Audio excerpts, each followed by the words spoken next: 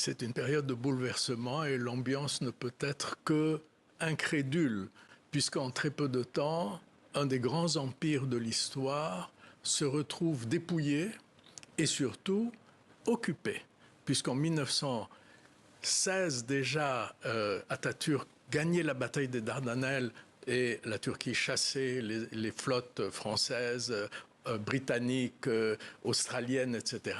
Et voilà que quelques mois plus tard, ces mêmes bateaux passent, voilà, comme à la parade, les Dardanelles, le Bosphore et leurs soldats occupent Istanbul, occupent Constantinople.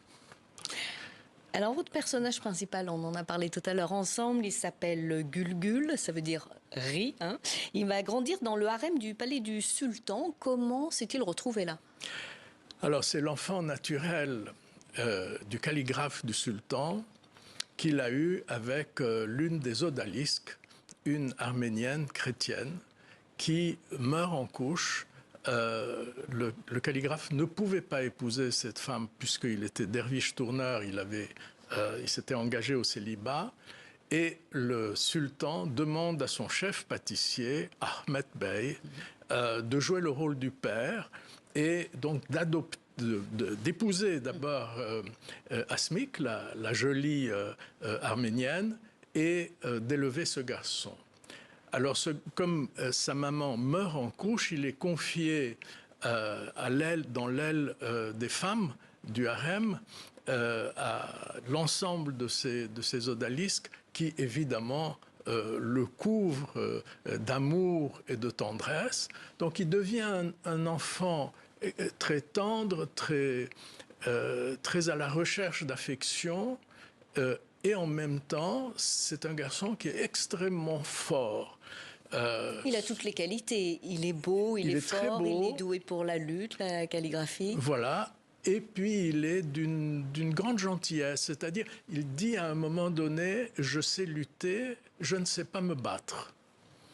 Alors, la calligraphie, les miniatures, l'art est omniprésente au palais. Quelle est l'importance des artistes à cette époque ?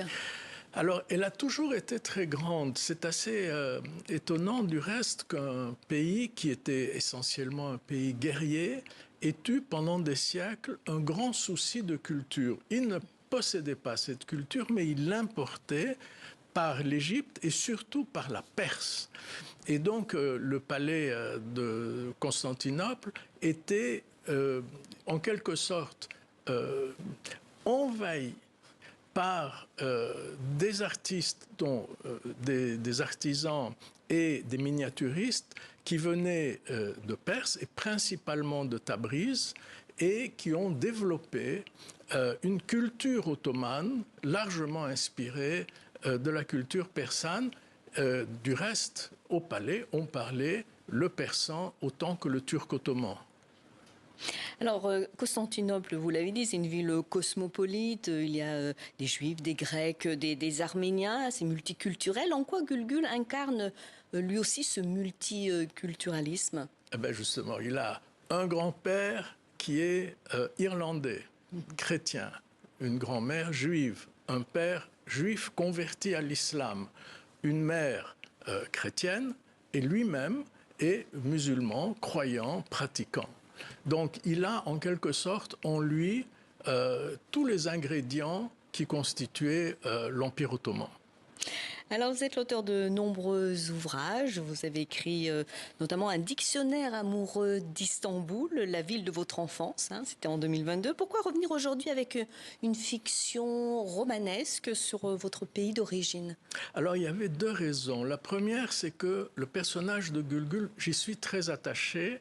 Il était déjà présent dans 4 de mes précédents romans. Et puis, la deuxième raison, c'est que je cherchais à comprendre quelque chose qui a touché ma famille de très près.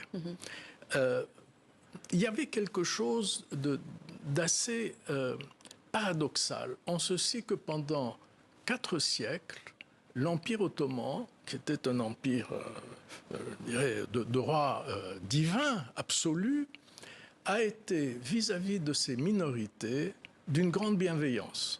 Au moment où on tuait, on brûlait les Juifs en Espagne, sous Isabelle la catholique, Bajazet envoyait des bateaux entiers les recueillir, les amener à Constantinople et les loger dans les quartiers nord de la ville.